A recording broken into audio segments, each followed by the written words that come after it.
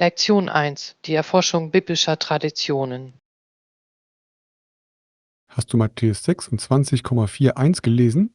Es ist eine sehr tiefgründige Stelle. Ja, das stimmt. Der Vers spricht davon, wachsam und betend zu sein. Genau.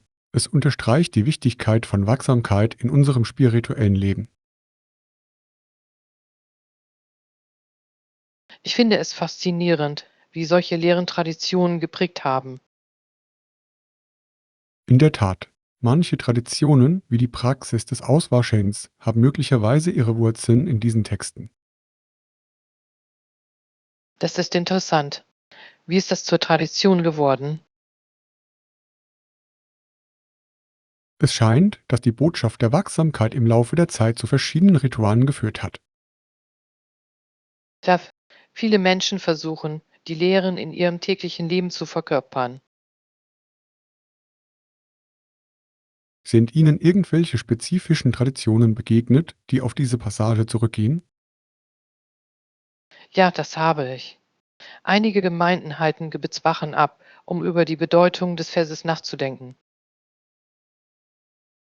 Das ist eine wunderschöne Art, die Botschaft zu würdigen. Das stimmt wirklich.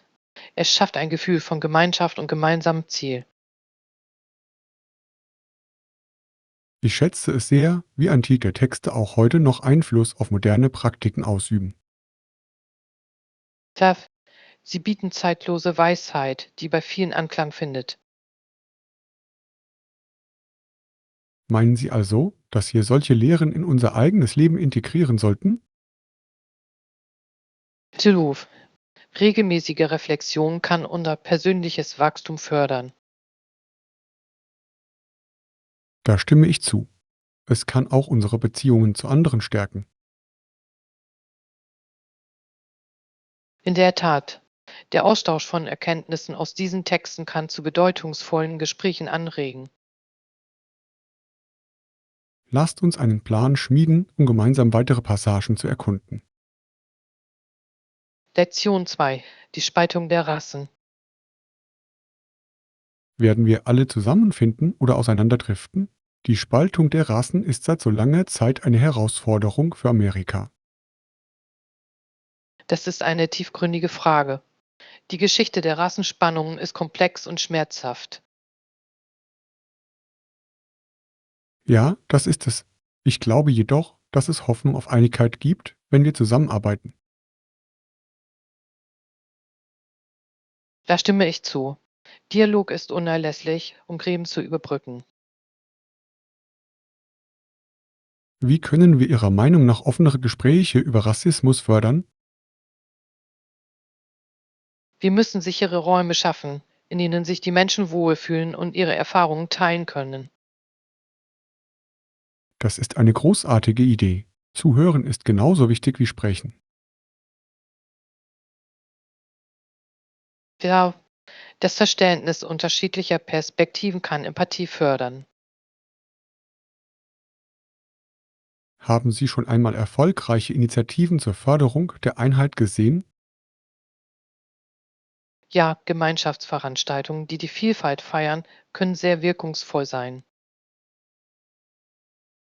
Mir ist aufgefallen, dass Kulturfestivals oft Menschen zusammenbringen. Das tun sie. Essen, Musik und Kunst können Verbindungen zwischen verschiedenen Gruppen schaffen. Und wie sieht es mit Bildungsprogrammen aus? Spielen diese dabei eine Rolle? Absolut. Ehrlicher Geschichtsunterricht kann dazu beitragen, dass die Menschen die Wurzeln der Spaltung verstehen. Es ist wichtig, die Vergangenheit anzuerkennen, während man auf eine bessere Zukunft hinarbeitet.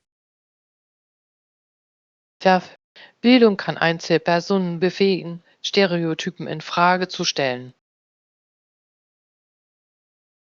Was können wir also persönlich tun, um zu diesem Anliegen beizutragen? Wir können damit beginnen, uns selbst weiterzubilden und diese Themen mit Freunden zu diskutieren. Das klingt nach einem Plan. Jedes Gespräch kann Veränderungen anstoßen.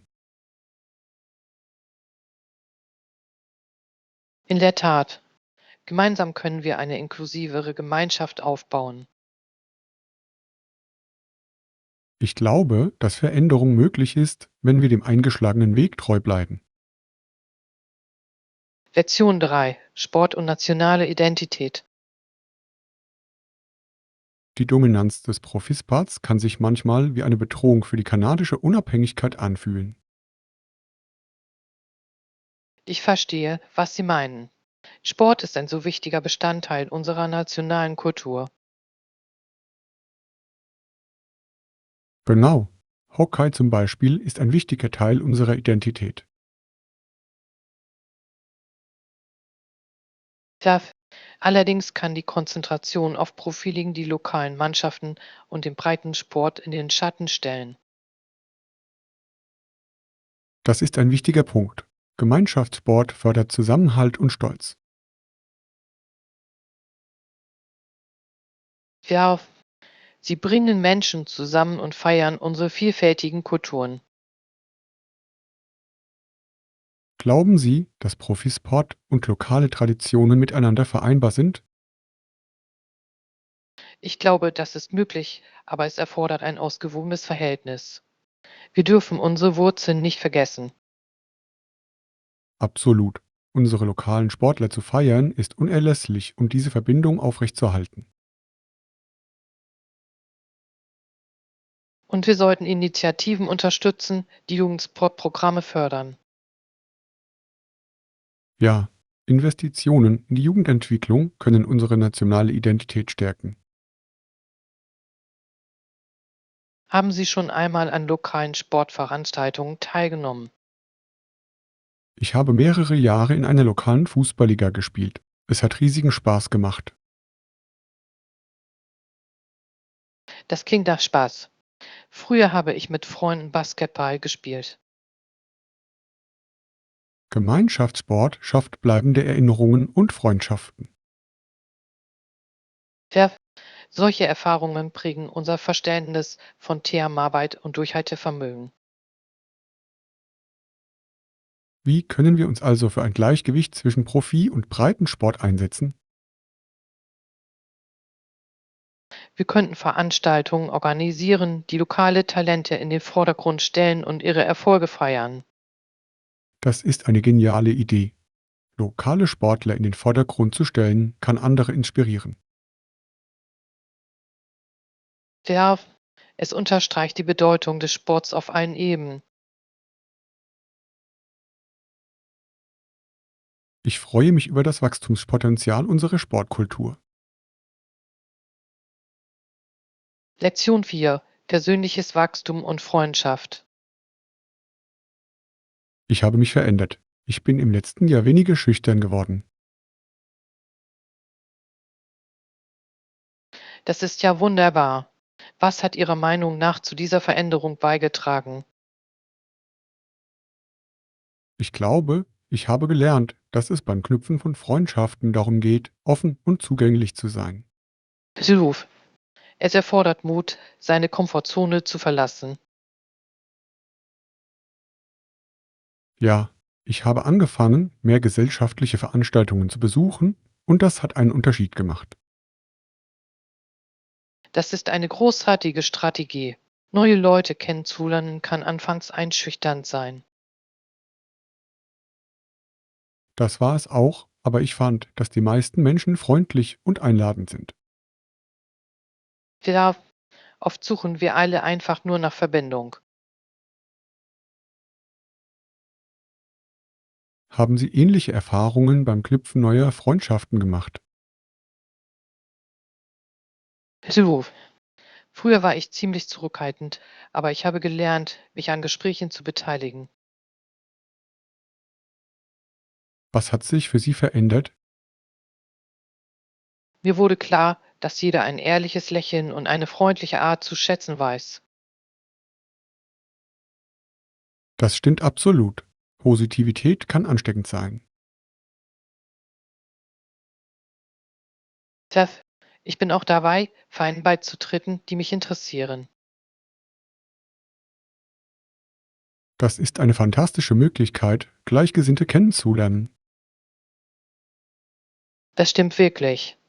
Gemeinsame Interessen schaffen sofort eine Verbindung. Welchen Rat würdest du jemandem geben, der mit Schüchternheit zu kämpfen hat?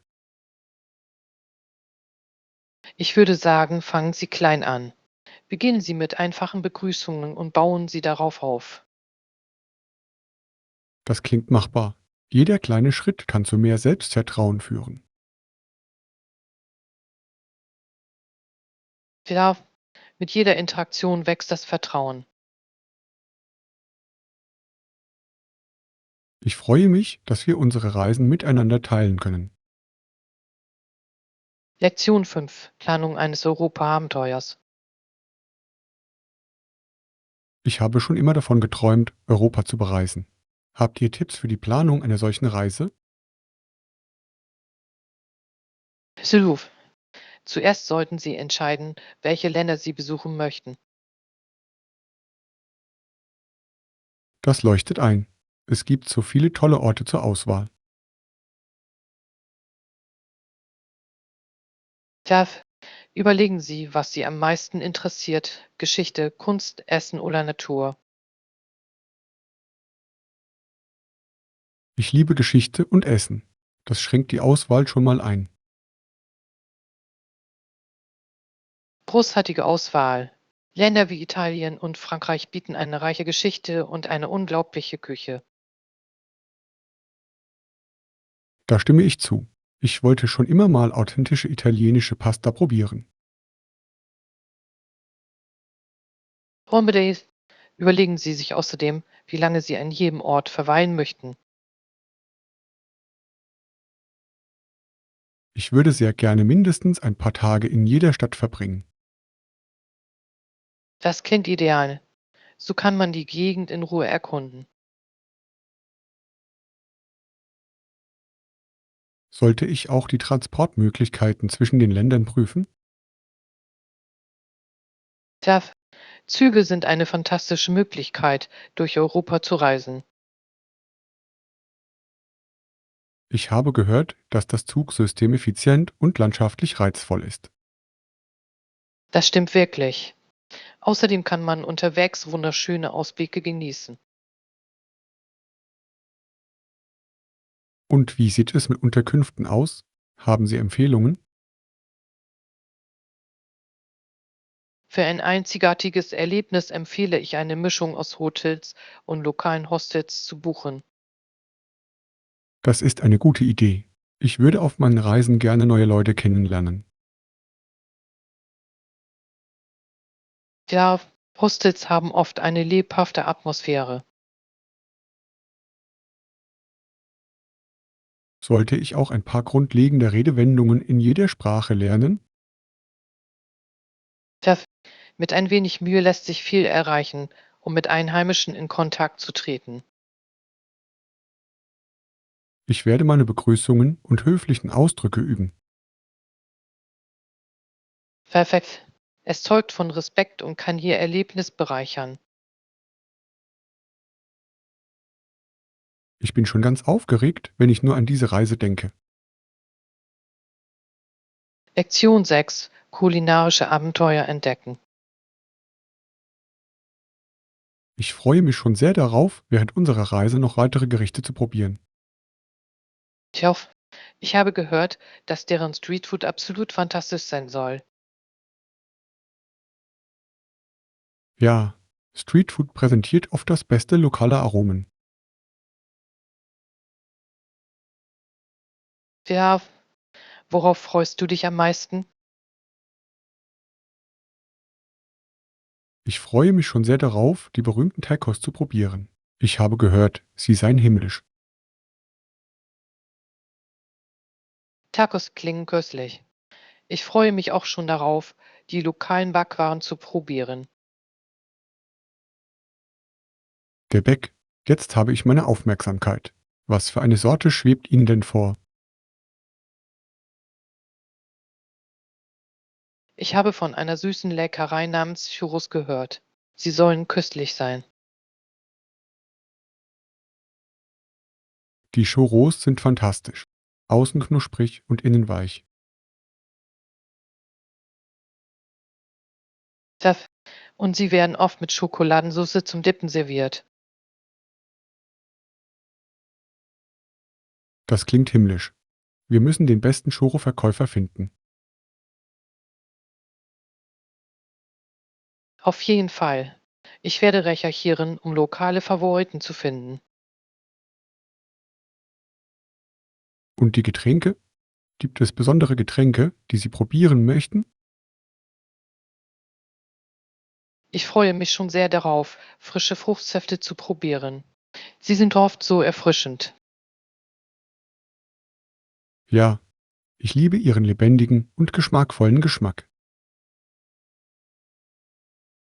Und wie wäre es, lokalen Kaffee zu probieren? Ich habe schon viel Gutes darüber gehört. Da stimme ich zu. Die Kaffeekultur kann so reichhaltig und vielfältig sein. Das klingt nach einem kulinarischen Abenteuer auf unserer Reise. Absolut. Jede Mahlzeit wird ein neues Erlebnis sein. Ich bin schon ganz aufgeregt, wenn ich nur daran denke. Ich auch. Lasst uns unbedingt unsere kulinarische Reise dokumentieren. Lektion 7: Umgang mit Schulterruck. Was, wenn ich mit dem Schulstoff nicht mehr mithalten kann? Nimm es einfach Tag für Tag und bitte um Hilfe, wenn du sie brauchst. Das klingt vernünftig, aber manchmal fühlt es sich überwältigend an. Ich verstehe das. Vielen Studenten geht es irgendwann so. Wie bewältigen Sie Ihr Arbeitspensum? Ich priorisiere meine Aufgaben und unterteile sie in kleinere Schritte. Das ist eine kluge Strategie. Dadurch fühlt sich die Sache viel überschaubarer an. Darf Außerdem führe ich einen Terminkalender, um Fristen und Aufgaben im Blick zu behalten. Das sollte ich mal versuchen. Ich vergesse oft Abgabetermine. Ein Planer kann Ihnen helfen, organisiert zu bleiben und Stress abzubauen. Was, wenn ich mich trotz meiner Bemühungen immer noch verloren fühle? Es ist wichtig, Hilfe zu suchen. Lehrer und Mitschüler können Unterstützung bieten. Das stimmt. Manchmal zögere ich, Fragen zu stellen. Viele Studenten sehen das genauso, aber Fragen zu stellen ist für das Verständnis unerlässlich. Das werde ich mir merken. Wie gestaltest du deine Lernphasen? Ich lerne, wann immer möglich, in Gruppen. Es macht das Lernen angenehmer. Das klingt nach Spaß. Der Austausch von Ideen kann das Verständnis fördern. Ja, wir können uns gegenseitig motivieren und ermutigen.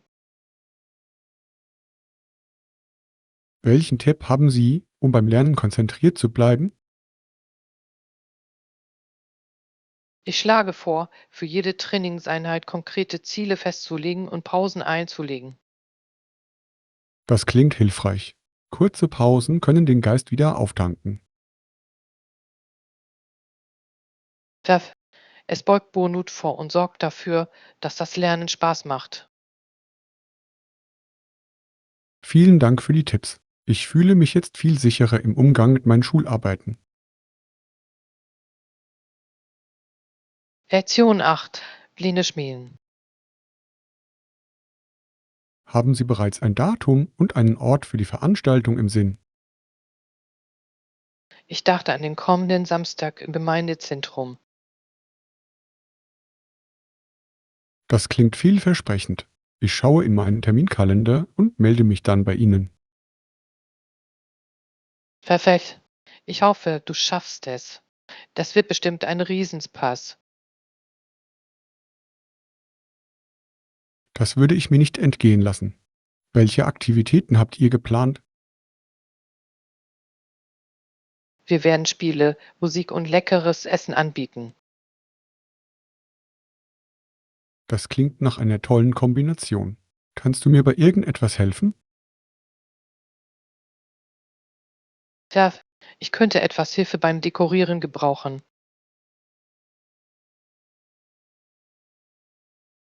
Ich helfe Ihnen gerne dabei. Ich habe ein Händchen dafür, Dinge zusammenzustellen. Das ist wunderbar. Ich bedanke mich für Ihre Unterstützung. Sollten wir auch in Erwägung ziehen, mehr Leute einzuladen? Sylwuf, je mehr, desto besser. Ich werde Einladungen verschicken.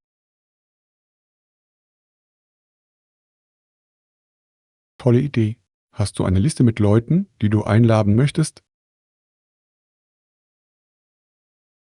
Ja, ich habe da schon ein paar Freunde im Sinn. Sollten wir auch einige lokale Gruppen kontaktieren? Das ist ein hervorragender Vorschlag. Das könnte die Spannung noch steigern. Ich kann Ihnen dabei auch helfen. Sagen Sie mir einfach, was Sie benötigen. Vielen Dank. Ich freue mich darauf, dieses Ereignis unvergesslich zu machen. Ich auch. Es ist immer schön, Menschen zusammenzubringen. Tja, und ich denke, es wird unsere Gemeinschaft stärken. Auf jeden Fall. Wir klären die Details bald. Lektion 9. Wiener Schmieden. Ich treffe mich später mit einem Freund zum Mittagessen. Silent, das klingt toll. Wohin gehst du?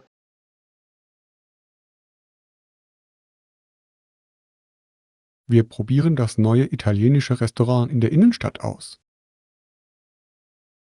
Ich habe viel Gutes über dieses Restaurant gehört. Was möchtest du bestellen? Ich denke gerade an die Trüffelpasta. Sie klingt köstlich.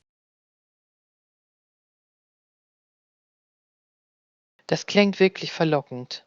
Ich liebe Trüffel. Sie verleihen Gerichten einen so intensiven Geschmack. Ja, ich bin auch neugierig auf deren Dessertkarte. Sie sollten unbedingt Platz für den Nachtisch lassen. Das werde ich. Ich habe gehört, ihr Tiramisu sei außergewöhnlich. Tiramisu ist ein Klassiker. Es ist der perfekte Abschluss eines Essens. Einverstanden. Hast du heute schon Pläne fürs Mittagessen? Ich treffe mich mit ein paar Freunden in einem Café in der Nähe. Das klingt herrlich. Was werdet ihr essen? Ich glaube, ich werde Ihren Quinoa-Salat probieren. Er soll sehr frisch sein. Quinoa-Salat klingt gesund. Du wählst immer die nährstoffreichen Optionen. Ich versuche es, aber vielleicht schnappe ich mir danach noch ein Gebäck. Ganz im Sinne des Wortes. Ausgewogenheit ist der Schlüssel. Tja, sich ab und zu etwas zu gönnen, ist doch wichtig. Ich wünsche Ihnen einen schönen Tag. Ich hoffe, Sie haben ein wunderbares Mittagessen. Lektion 10. Selbstvertrauen aufbauen. Ich glaube, dass viele Menschen mit Peinlichkeiten zu kämpfen haben. Sylwuf. Selbstvertrauen kommt oft mit der Übung. Ja, es ist interessant, wie wir lernen können, uns in sozialen Situationen zurechtzufinden. Klein anzufangen ist eine gute Möglichkeit, es aufzubauen. Genau. Was raten Sie jemandem, der sich in sozialen Situationen unwohl fühlt? Sie könnten damit beginnen, kurze Gespräche mit Fremden zu führen.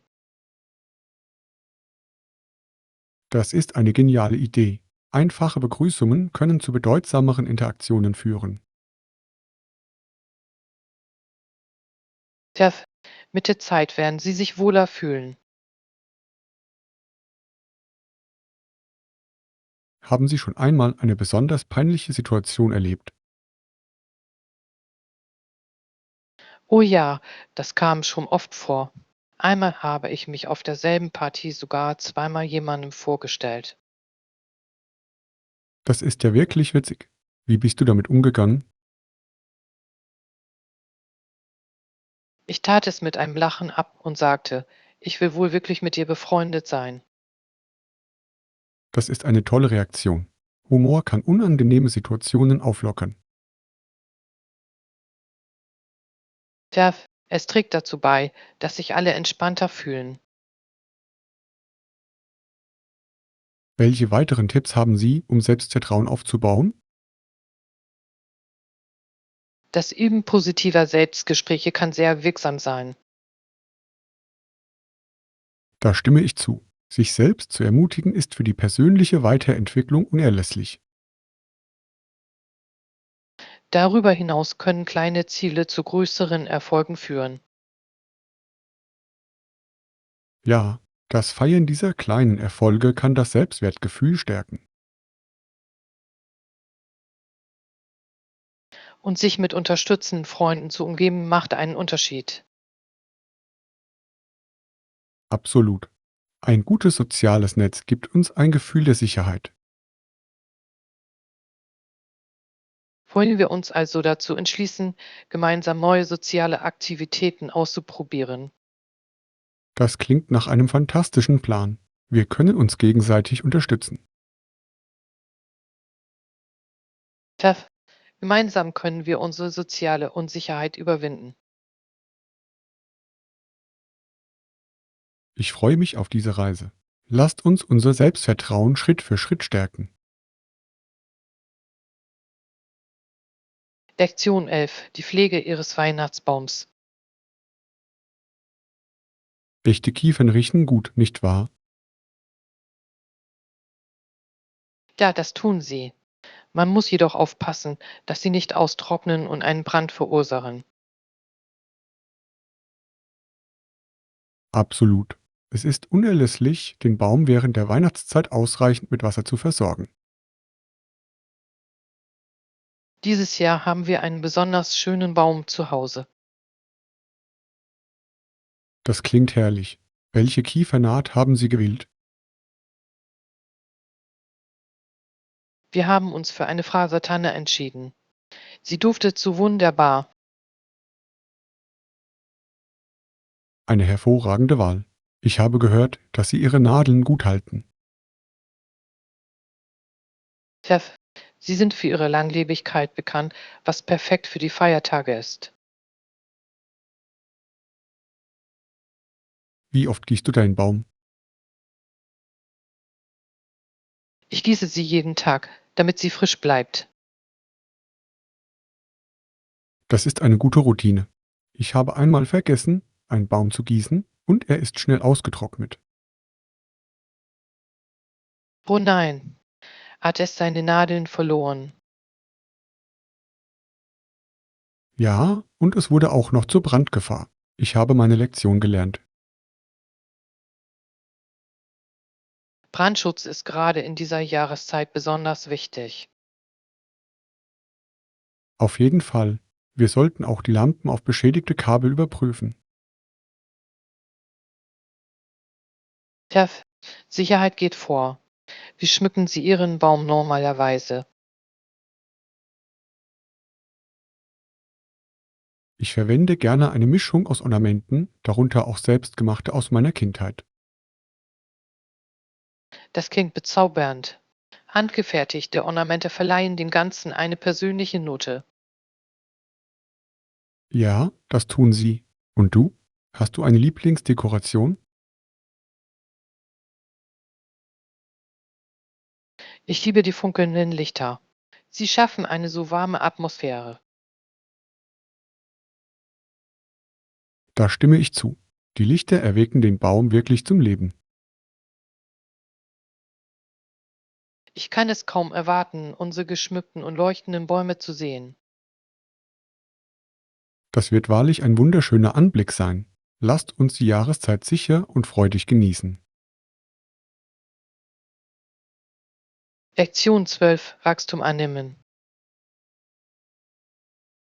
Das Leben ist eine bemerkenswerte Reise, nicht wahr? Ja, durch all das lernen wir und werden stärker. Ja, jede Herausforderung lehrt uns etwas Wertvolles. Ich bin vielen Hindernissen begegnet, aber ich habe immer auch etwas Positives darin gefunden. Das ist eine großartige Sichtweise. Welche Lektion haben Sie in letzter Zeit gelernt? Ich habe gelernt, wie wichtig Geduld ist. Geduld will Weile haben.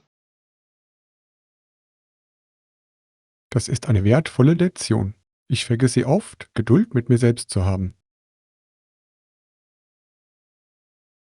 In unserer schnelllebigen Welt neigt man leicht dazu, Dinge zu überstürzen. Ja, ich habe gelernt, dass ein Schritt zurück Klarheit schaffen kann. Absolut. Das Reflektieren über Erfahrungen hilft uns zu wachsen. Gab es in Ihrem Leben schon einmal einen Moment, der Ihre Lebenseinstellung verändert hat? Tja, ich habe einmal ehrenamtlich in einem Tierheim gearbeitet und das hat mir die Augen geöffnet. Das klingt beeindruckend. Was hast du aus dieser Erfahrung mitgenommen? Mir wurde bewusst, wie privilegiert ich bin und wie wichtig es ist, etwas zurückzugeben. Das ist eine wunderbare Lektion. Anderen zu helfen bereichert unser eigenes Leben. Ja, es schafft ein Gefühl von Gemeinschaft und Verbundenheit. Wie können Sie also Ihre persönliche Weiterentwicklung fördern? Ich lese Bücher und suche nach neuen Erfahrungen, um mich selbst herauszufordern. Das ist ein großartiger Ansatz. Lernen ist eine lebenslange Reise. Ja, ich glaube, wir sollten Veränderungen begrüßen und aufgeschlossen bleiben. Da stimme ich vollkommen zu. Jede Erfahrung prägt uns auf die eine oder andere Weise. Lasst uns versprechen, durch unsere Erfahrungen gemeinsam weiterzuwachsen. Absolut. Sich gegenseitig zu unterstützen, macht die Reise noch lohnender. Lektion 13: Reisevorbereitung. Für den Fall unerwarteter Verzögerungen ist es ratsam, einen Ausweichplan parat zu haben. Das ist eine gute Idee. Wie wäre es, die Unterkunft im Voraus zu reservieren? Ja, ein Hotel im Voraus zu buchen, kann viel Stress ersparen. Ja, es stellt außerdem sicher, dass Sie in jedem Fall eine Unterkunft haben. Standen Sie schon einmal vor der Situation, dass Sie Ihre Pläne in letzter Minute ändern mussten? Chef, einmal hatte mein Flug Verspätung und ich musste schnell ein Hotel finden. Das muss stressig gewesen sein. Was hast du gemacht? Ich habe schließlich eine Reise-App benutzt, um ein nahegelegenes Hotel mit freien Zimmern zu finden. Das ist ein kluger Schachzug. Technologie kann in solchen Momenten sehr hilfreich sein. Das stimmt wirklich. Ich würde empfehlen, solche Apps vor der Reise herunterzuladen. Toller Vorschlag. Ich werde mir auf jeden Fall ein paar davon auf mein Handy laden. Prüfen Sie außerdem die Stornierungsbedingungen bei der Buchung. Das ist unerlässlich. Flexible Richtlinien können einen großen Unterschied machen. Chef, Man weiß nie, wann sich Pläne ändern. Sollen wir also eine Checkliste für unsere bevorstehende Reise erstellen? Ruf. Eine Checkliste kann uns helfen, organisiert und vorbereitet zu bleiben. Ich werde Dinge wie Unterkunft, Transport und wichtige Dokumente hinzufügen. Perfekt. Bitte fügen Sie auch Notfallkontakte und wichtige Telefonnummern hinzu. Das ist eine großartige Idee. Das gibt einem ein beruhigendes Gefühl auf Reisen. Darf Gute Vorbereitung ermöglicht es uns, uns ganz auf den Genuss der Reise zu konzentrieren. Ich freue mich sehr auf unsere Reise und all die Abenteuer, die vor uns liegen. Lektion 14. Reichtum und Verantwortung.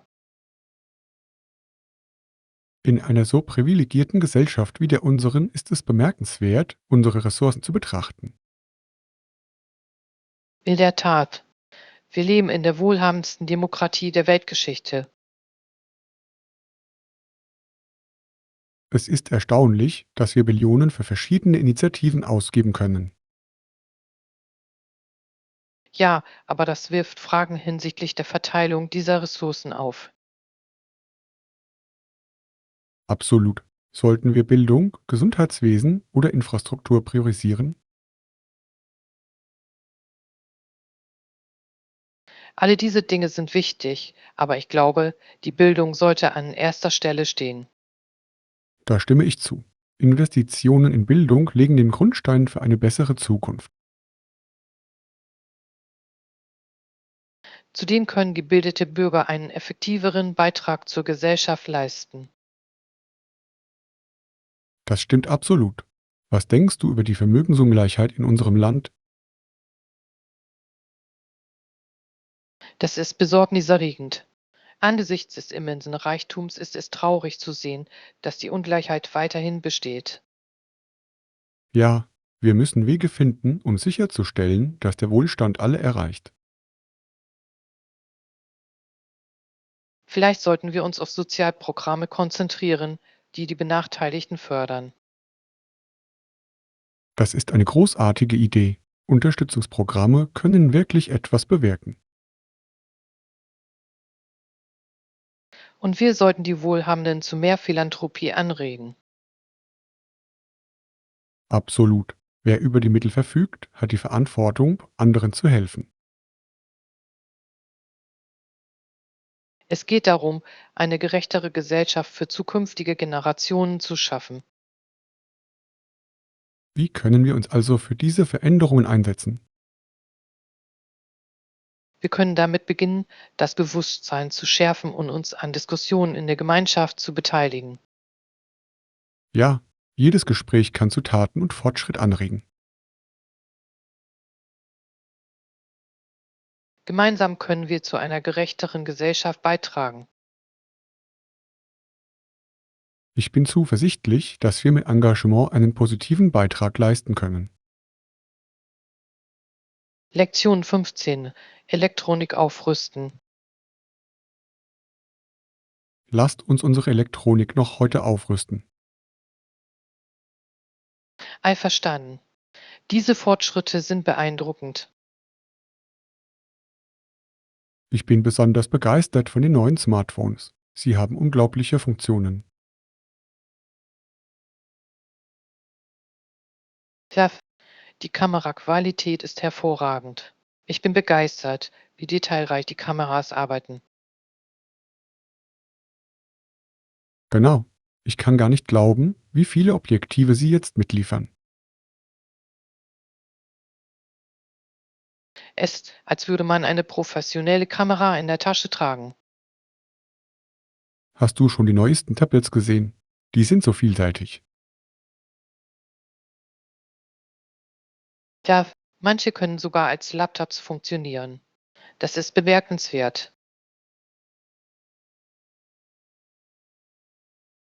Ich liebe die Idee, alles in einem Gerät zu haben.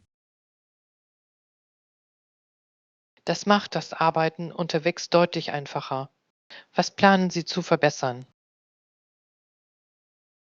Ich überlege mir, einen neuen Laptop anzuschaffen. Meiner ist ziemlich langsam geworden. Das ist eine kluge Entscheidung.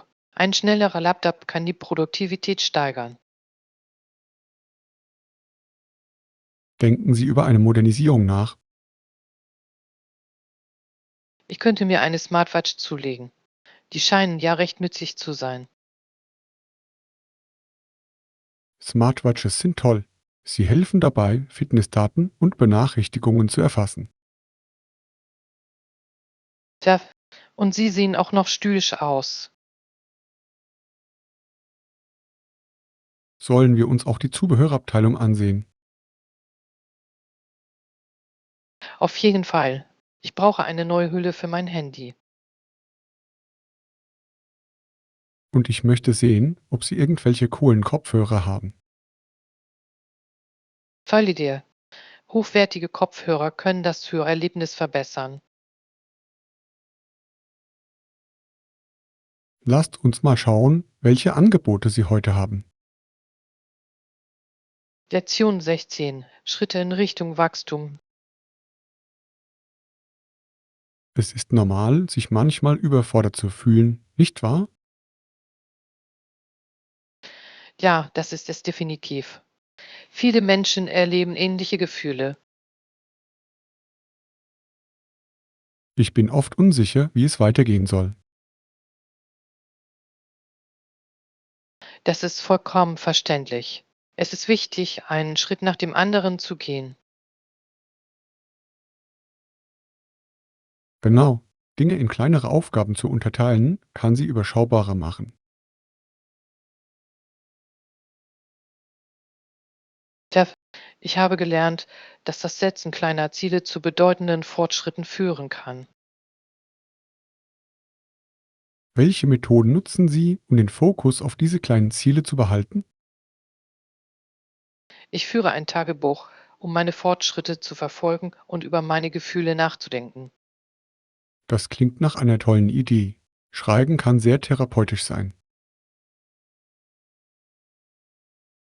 Das stimmt wirklich. Es hilft mir, meine Gedanken und Gefühle zu ordnen.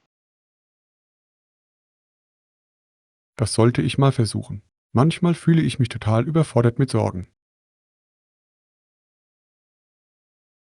Tagebuchschreiben kann ein Gefühl der Erleichterung und Ordnung vermitteln. Gab es schon einmal eine Situation, in der Sie die Dinge langsam angehen mussten? Tja, als ich meinen neuen Job anfing, fühlte ich mich anfangs überfordert. Wie sind Sie damit zurechtgekommen? Ich habe mich daran erinnert, schrittweise zu lernen und bei Bedarf Fragen zu stellen. Das ist eine kluge Herangehensweise. Hilfe zu suchen kann den Druck mindern.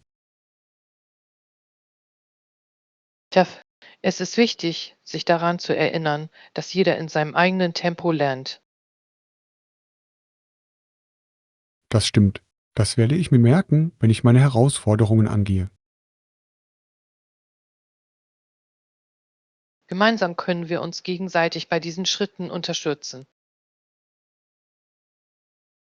Absolut. Einen Freund zu haben, mit dem man die Reise teilen kann, macht einen großen Unterschied.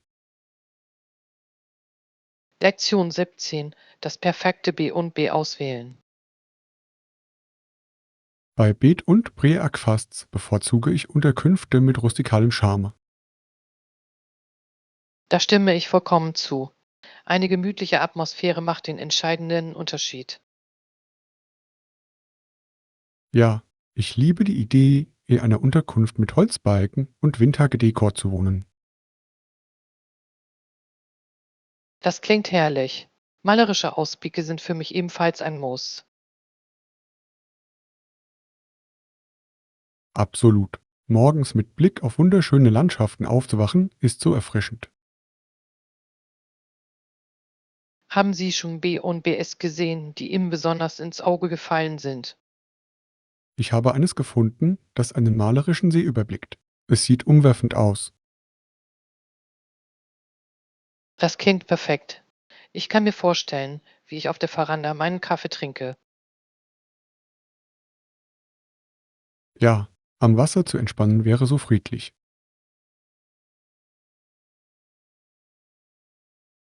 Und wie sieht es mit dem Frühstücksangebot aus? Das ist schließlich auch wichtig. Ich hoffe, Sie servieren hausgemachtes Gebäck. Frisch gebackene Leckereien sind ein Genuss. Tja, und es wäre schön, Zutaten aus der Region zu verwenden. Das macht den Charme aus. Lokale Landwirte zu unterstützen ist immer eine gute Idee. Sollten wir also nach Rezensionen suchen, um uns bei der Entscheidung zu helfen. Auf jeden Fall. Die Erfahrungen anderer zu lesen, kann uns helfen, die beste Wahl zu treffen. Ich helfe dabei.